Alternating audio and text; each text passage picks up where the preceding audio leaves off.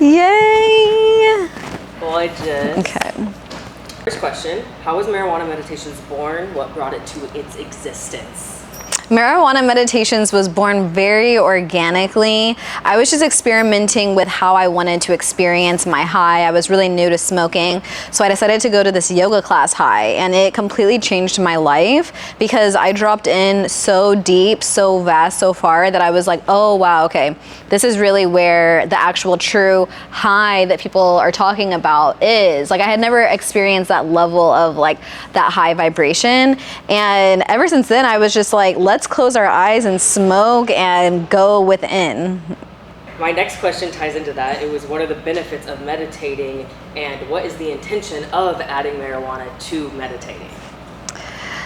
Okay, so the benefits of meditating, there's so many, but I feel like it just allows you to have space to actually like process and be within this human experience. I feel like oftentimes we're so caught up in the doing of life that sometimes we can forget what it means to just be, to be a human being. So I think that meditating, not only does it allow you to just remember that there's nothing that you really have to do besides just exist. Like, just simply existing and being alive and being here, you're already enough. And so to sit within that is like really transformational, but then to have your eyes open once you're already integrating this meditative practice allows you to be more mindful in every single thing that you do, to remember that every single moment is going to pass, and it's always a beautiful opportunity to bring presence into each moment.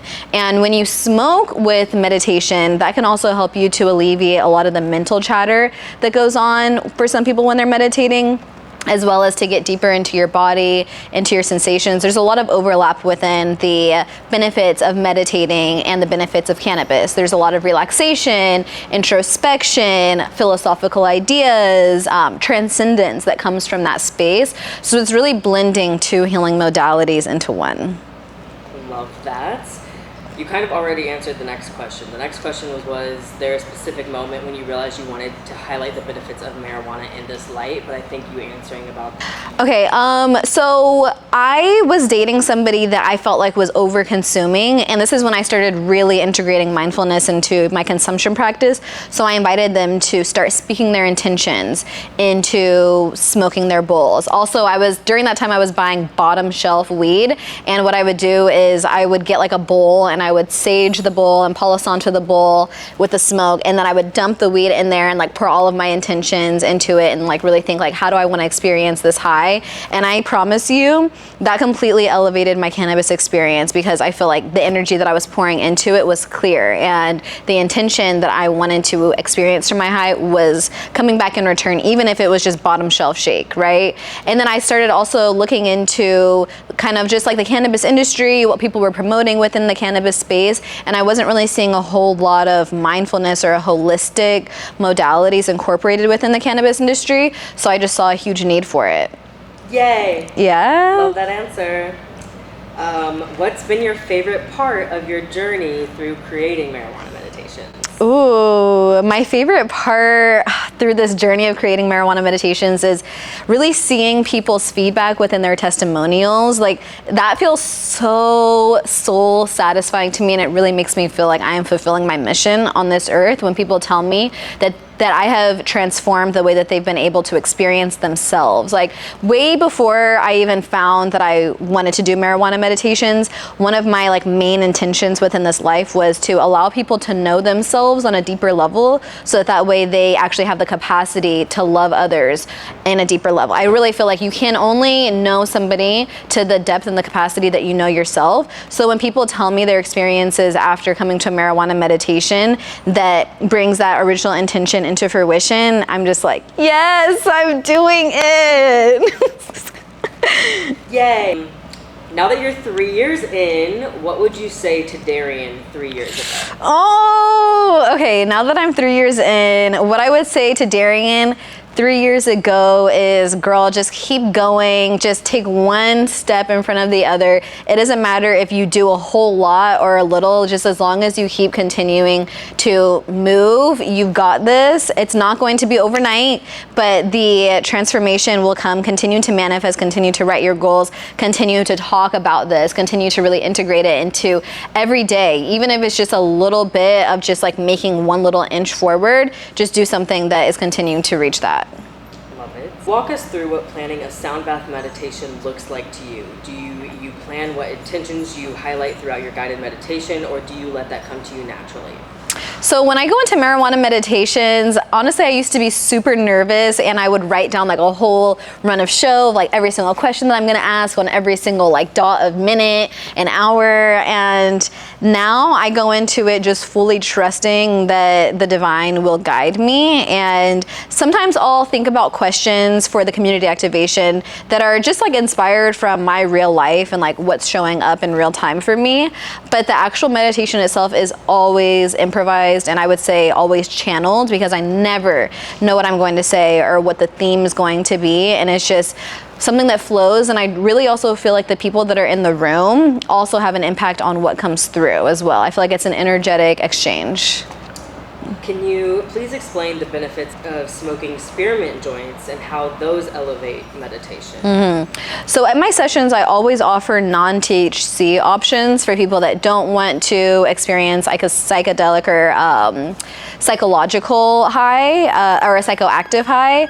But I will also provide like spearmint, lavender, rose, or blue lotus options, also just to introduce other smokable herbs into people's realm. And the benefits of spearmint, it's really good for your head space, providing a lot of mental clarity. It feels like a breath of fresh air and just like a fresh start. It can like alleviate any headaches, help with your memory, help with creativity, like accessing your pineal gland.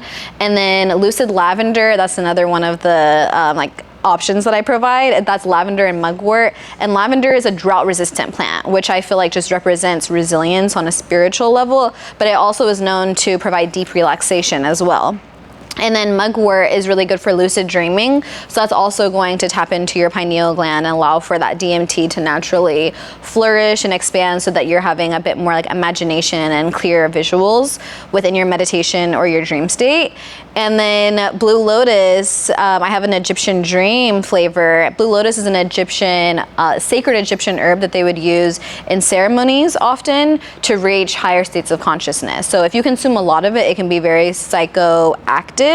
But smoking a small bit can also help you with lucid dreaming, but it also helps you to go into your crown chakra a bit. It's a really beautiful like bright blue, which is the most rare color that you can find in nature. Oftentimes it can be poisonous, but in this case it's very transformational.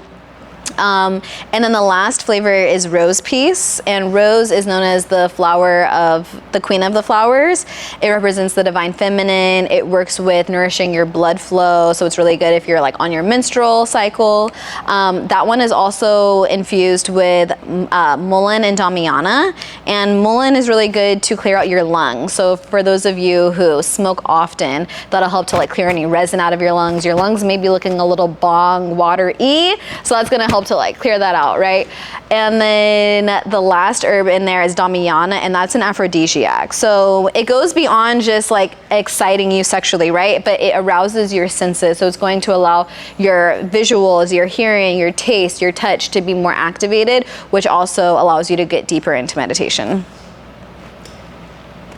What are your go-to remedies to come down from an unenjoyable high? I would say that my go-to remedies for coming down from an unenjoyable high is recognizing that I need to go deeper within, because typically whatever I'm experiencing that's causing an unpleasant feeling is just the surface of something that I need to look at on the root. So my go-to is just closing my eyes, taking some deep breaths, and this can even be like closing my eyes for literally 2 minutes. Sometimes like a microdosed meditation can just really hit the spot, and just really feeling like, okay, what am I feeling? Where am I experiencing this discomfort, this disconnect? Where in my body, where in my spirit? What thoughts are coming to my mind when I'm experiencing this level of disconnection, and why? And then how can I go a layer deeper into that so that I can unpack it and release it? Where do you see marijuana meditations in the next 3 years? Ooh, okay. Marijuana meditation in the next 3 years. I see, wow. Okay, I'm so sorry. Thank you. So in the next 3 years, I really see marijuana meditations being at the forefront of wellness and cannabis. I see it really impacting the cannabis industry so that when people even hear the word marijuana, they're immediately thinking marijuana meditations. So marijuana, the word itself is actually like a really old word that white people actually created to make it sound more like cultured so that they can demonize it more. So one of my missions with like staying attached to the name marijuana meditations is to reclaim the way that people perceive cannabis in general. So I see in the next 3 years, people, whenever they hear marijuana, they're automatically thinking marijuana meditations. Because a lot of times people just say weed, cannabis, you know, people don't really say pot anymore, right? But marijuana for sure is definitely like taking a back seat, but people still use it often. And when people use the word marijuana, I feel like it's usually in like political senses or they may be talking down on it. So I see a complete mental reframe revolutionizing the cannabis industry and the way that people not only perceive it, but the way that people engage with it as well.